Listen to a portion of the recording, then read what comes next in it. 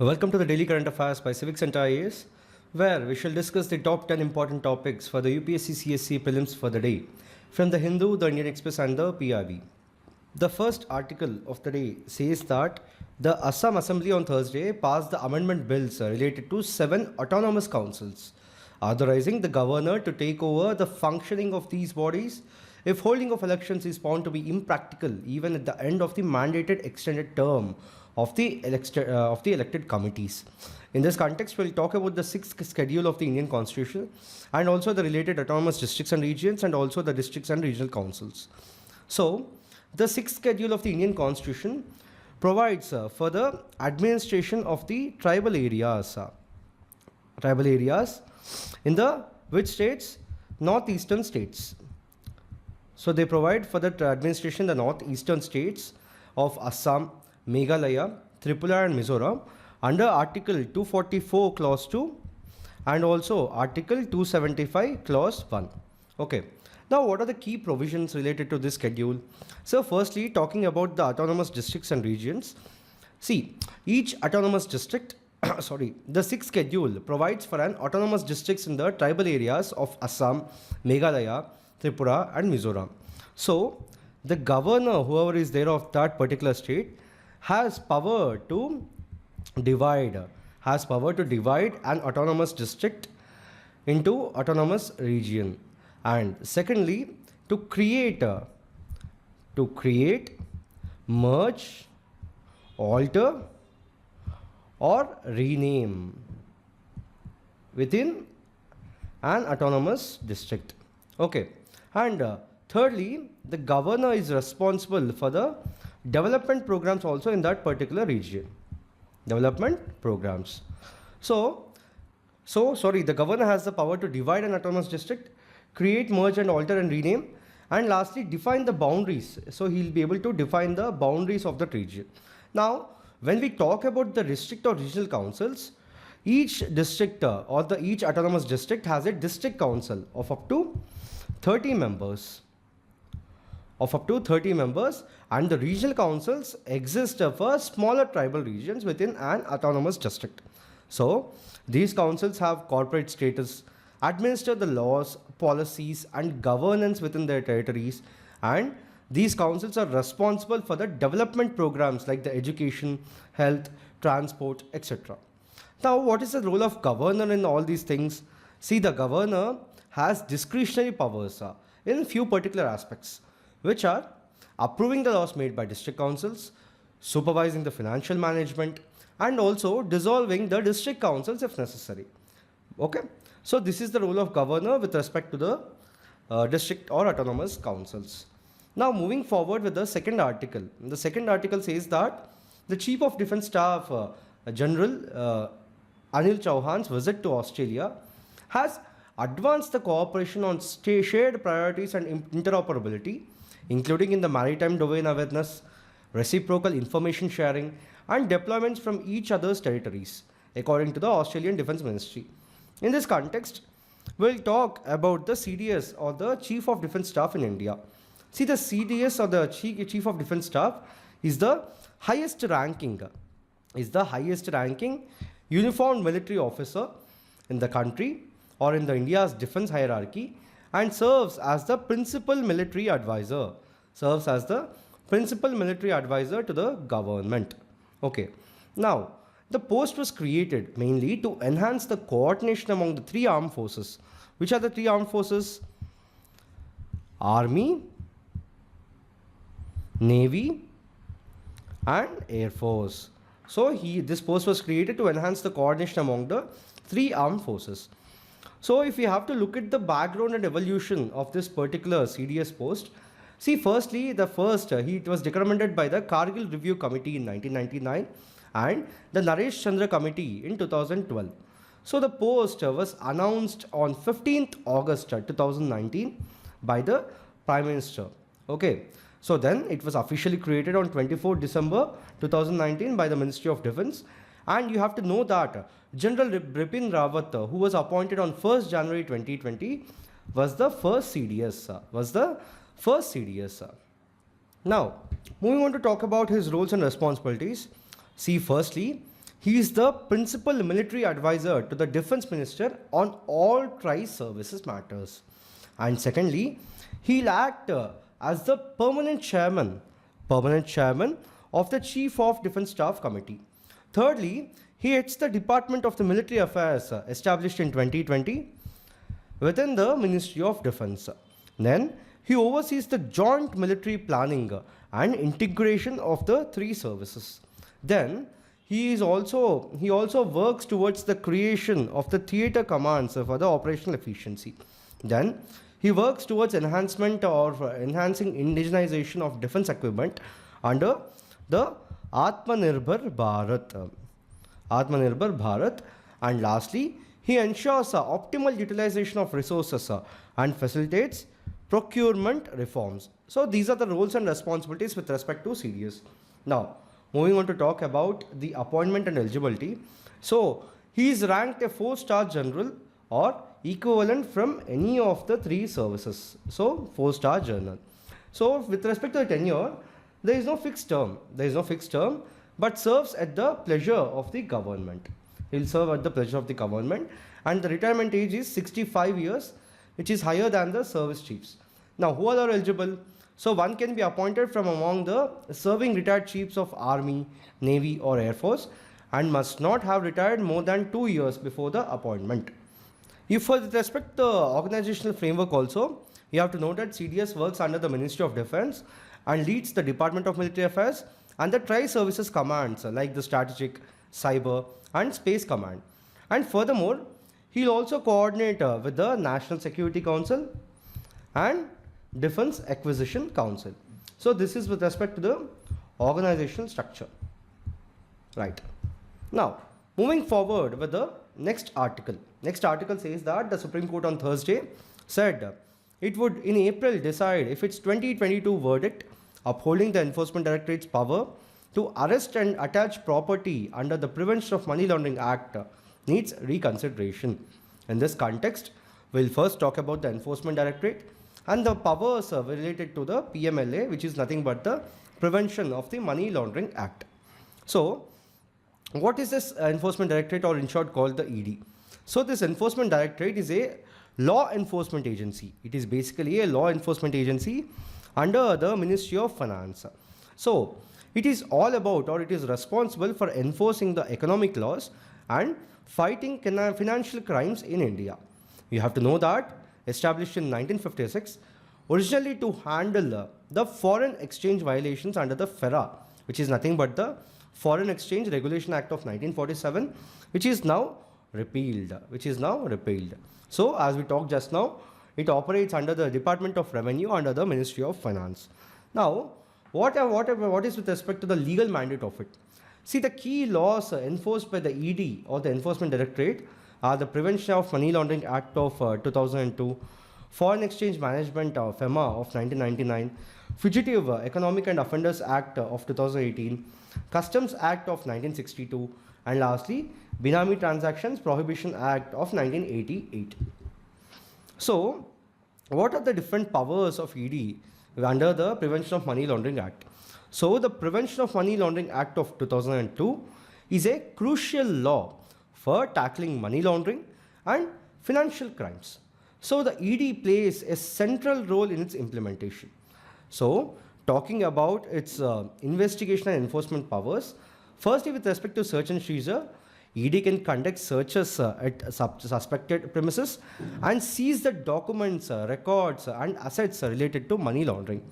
Then furthermore, it can summon any individual, bank official or company executive for questioning, and any statement given is admissible as evidence of court.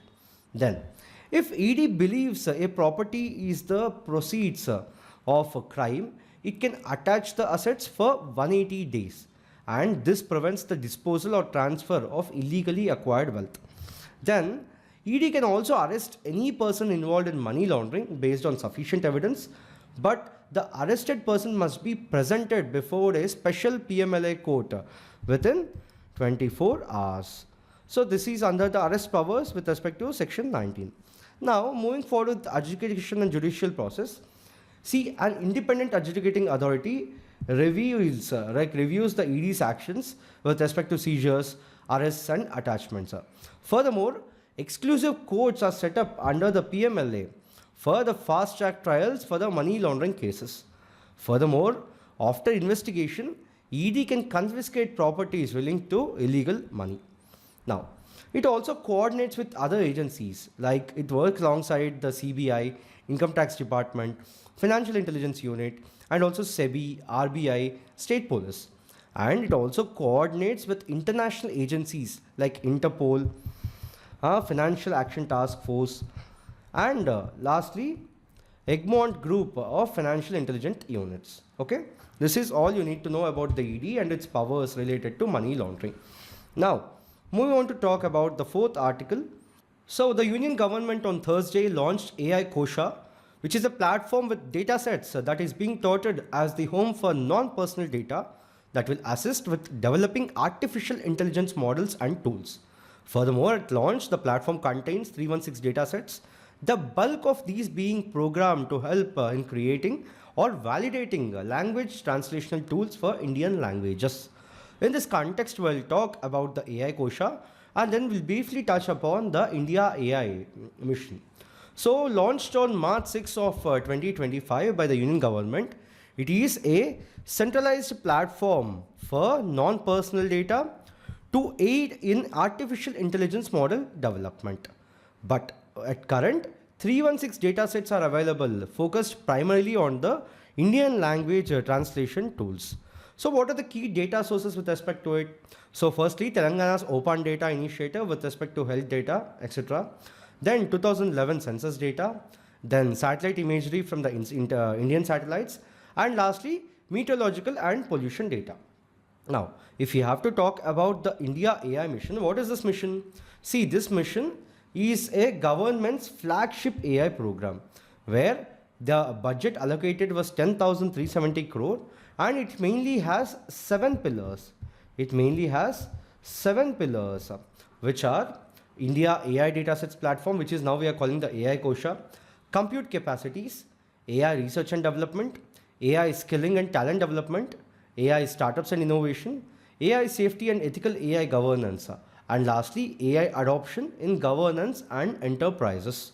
Now, with respect to the computing capacity, earlier the computing capacity was 10,000 GPUs or the graphics processing units, but now we have upgraded it to 14,000 GPUs commissioned for shared access. Furthermore, the GPUs will be increased quarterly to support the startups and academia.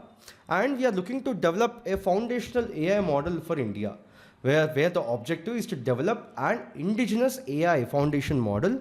And the reason being very simple, it is being inspired by the China's DeepSeek AI model, which was developed at a fraction of the cost compared to OpenAI or Google. And also many Indian startups are keen to build a homegrown AI model. Right. Now, moving on to the next article. The next article says that the Supreme Court on Thursday recommended a Calcutta High Court judge, Justice Jayamalia Bagchi, for appointment to the top court. So, if the proposal is accepted by the government, Justice Bagchi would be in line to become the Chief Justice of India in May 2031, following the retirement of Justice K. Vishwanathan. In this context, we'll talk about the Supreme Court collegium system and then we'll look at the appointment of the Supreme Court judges. So, if you have to look at the collegium system, it is a mechanism for the appointment and transfer of the judges in the Supreme Court and High Courts. Though it is not explicitly mentioned in the Constitution, it evolved through judicial interpretations. So, we'll see that interpretation now. So, it evolved through the first judge, second judge and third judge's case, where in the first judge's case, the President was not bound to consult the Chief Justice of India. But in the second judge's case of 1993, the collegium system was established where the CJA and a group of senior judges have a primacy in the appointments.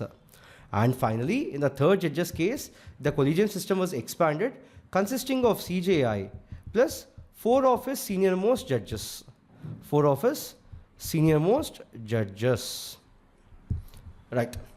Now, What is the composition of the collegium? As I said just now, it is headed by the CJI and four of his senior most colleagues or the four of the senior most judges of the Supreme Court. So this collegium recommends the names for the appointment and transfer of judges to the president, of India. Now, what is the process of the appointment? See, this process, the basis for this process is nothing but the Article 124, Clause 3 of the Indian Constitution. So, the steps in the appointment are, firstly, the recommendation is done by the collegium, where the collegium selects and forwards the names to the law ministry for the scrutiny based on the merit, seniority, integrity, and judicial acumen.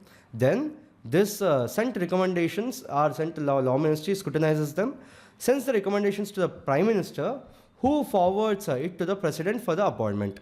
And lastly, the president appoints the judges based on collegium recommendations.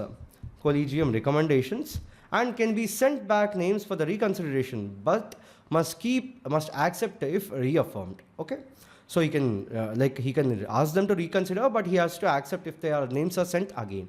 Now, what are the qualifications of the SC judges? So, according to Article 124, Clause 3, the a person who must be appointed should be a citizen of India. He must be a citizen of India, and he should have been a judge of a high court for at least 5 years, advocate in a high court for at least 10 years, and distinguished jurist in the opinion of the president. Distinguished jurist according to the president. Now, with respect to the tenure and removal, see, the tenure is up to 6 years or the 65 years of the age according to Article 124, and the removal is done through the impeachment process, which is mentioned exclusively in the Article 124, Clause 4. Furthermore, this is initiated in the Parliament for the proven misbehavior or incapacity, and requires a special majority in both the houses. So this is with respect to the collegium system evolution. Then composition we have talked about, then the process we have seen, and lastly the qualifications and the tenure and removal of the Supreme Court judges. Now, moving on to the next article, it says that the CPI that measures the general price levels may have dropped to a 7-month low of 4.1% in February 2025 from 4.3% last month on slowing increase in tomato and potato prices, according to the data from the Bank of Baroda. Know that the Ministry of Statistics and Program Implementation will release the CPI inflation data for February 2025 on March 12th. In this context, we'll talk about the CPI. See, CPI, as I said, stands for Consumer Price Index Inflation, refers to the rate at which the general price level of the goods and services consumed by households increases over time, measured using the Consumer Price Index. Know that it represents the retail inflation affecting the consumers directly. Now, how is it measured or who measures it? See, the National Statistical Office under the Ministry of Statistics and Program Implementation will publish it or calculates and publish it the data monthly, and the base year which is taken for this calculation is 2012. Now, if you have to look at the different types, see, these are we have different types of CPI inflation targeting different groups, and you can check the date like whoever publishes it also. For example, the CPI combined is where the target group is all India, combining the rural and urban population, and is published by the National Statistical Office. But whereas the CPI for the industrial workers is measured only for the industrial workers and is published by the Labour Bureau. Similarly, for others also it is mentioned here. Now, these are the different components under the CPI, where you can see the major category or the category with the highest weightage is food and beverages with 45.86%, whereas the least is the clothing and footwear with 6.53%. Then we have miscellaneous under 30.32%, fuel housing under 10.07%, and fuel and light 6.84%. Now, what is the role of Monetary Policy Committee, or what is the relationship between these both? See, it's very simple. The RBI or the Reserve Bank of India, under the Monetary Policy Framework Agreement of 2016, must contain the inflation at 4% plus or minus 2%. So it should either be, should be between 2% to 6%. So the Monetary Policy Committee, whichever is there, uses this CPI inflation to set the repo rate and other monetary measures. Now, moving on to the next article, it says, it talks about the vitiligo, which is a chronic autoimmune disorder. In this context, we'll talk about the various aspects related to it. So, it is a chronic autoimmune disorder where the immune system attacks the melanocytes. Know that these melanocytes are the pigment producing cells leading to depigmented patches on the skin. So, it primarily affects the skin pigmentation, but can also be associated with psychological distress and other health issues. So, if you have to look at the key facts, see, globally the prevalence is about 0.5 to 2% of the population, where 0.5 to 4% in dermatology outpatient cases in India and up to 8.8% in Gujarat and Rajasthan.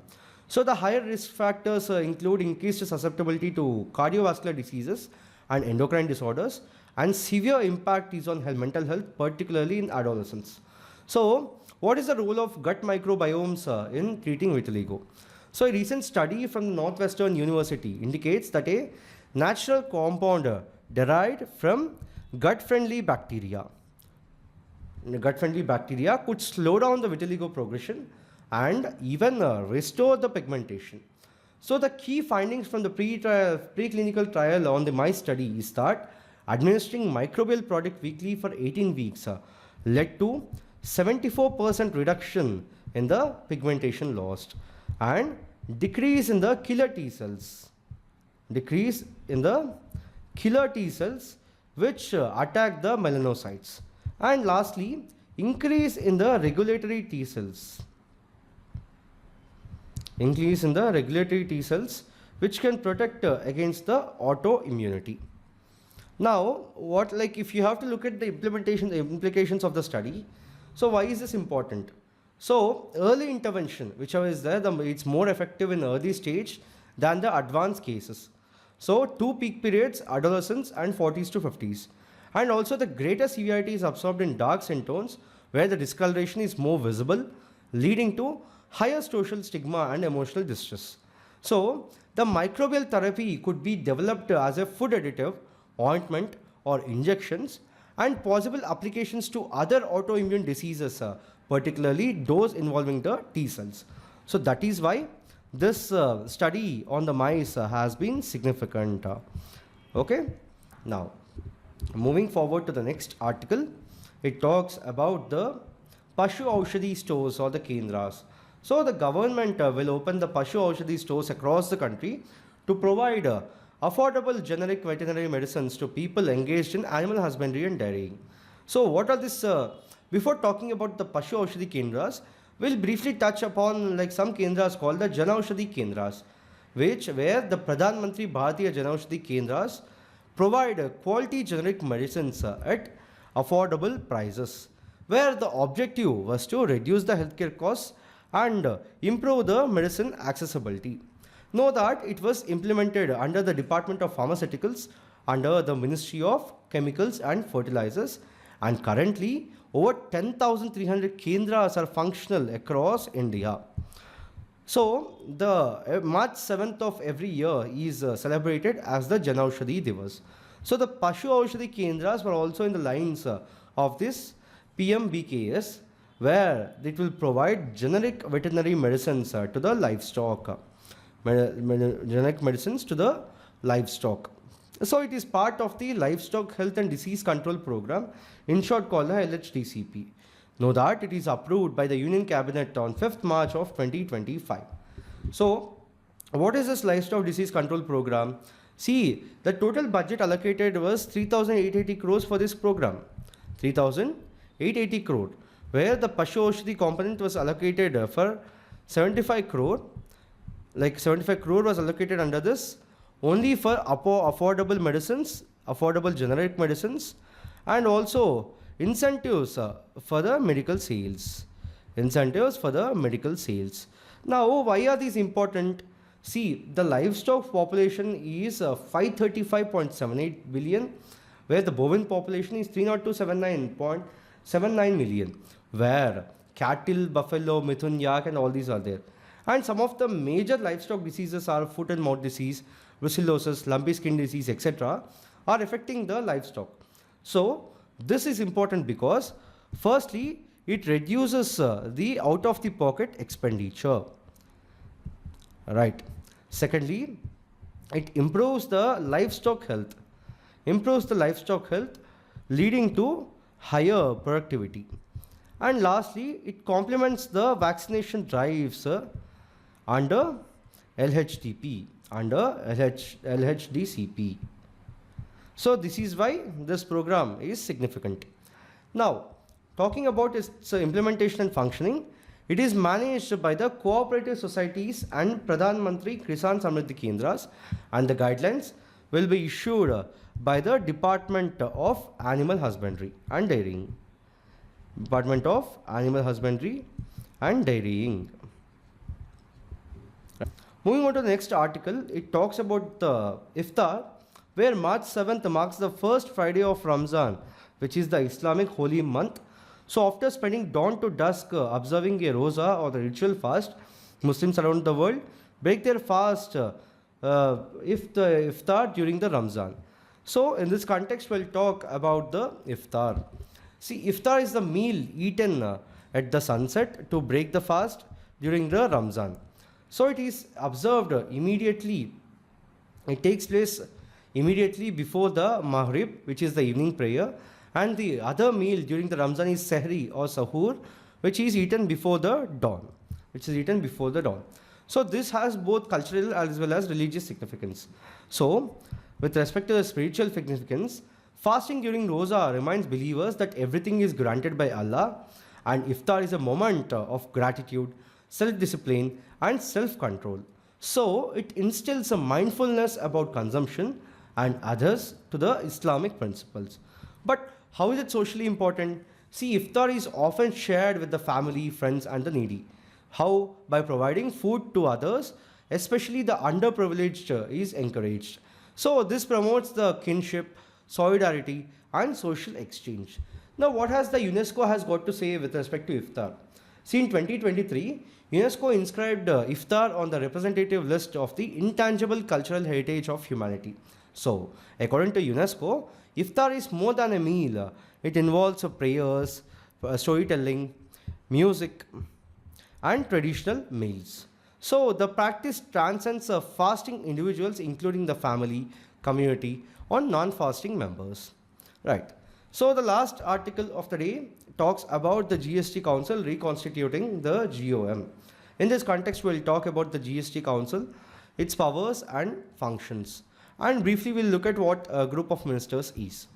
See, the GST Council was established under the Article 279A of the Indian Constitution and was constituted on 15 September 2006.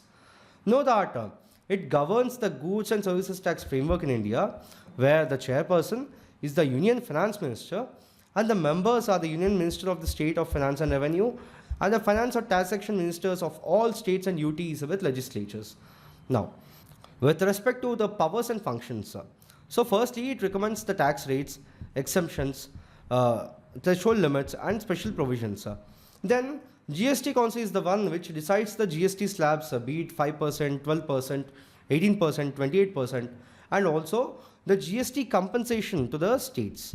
So it resolves interstate tax disputes and makes rules on dual GST model, which is the CGST, SGST, IGST and UTGST. And also the compensation cess to states for the GST revenue loss is also given under GST or the GST Council till June 2022. Now moving forward with respect to the voting mechanism, see, the decisions in the GST Council are taken through voting, where the union government has 1/3 of the weightage and the states governments and UTs have 2/3 of the weightage. So the decisions require a 75% majority, which means 3/4 of the weighted average votes. Now what are this group of ministers? See, the group of ministers are temporary subgroups of the GST Council formed to study specific issues. So it is composed of the state finance ministers chaired by their nominated members. Know that the reports recommended to the GST Council for the final approval. So in this video, we have discussed 10 articles in total for today from today's newspaper. Please check out the description or the comments for the notes, or please subscribe to our channel And you can check our Telegram channel for the notes and daily quiz. We'll be back again with another video tomorrow, and I'll be back with a quiz video in the evening. Thank you.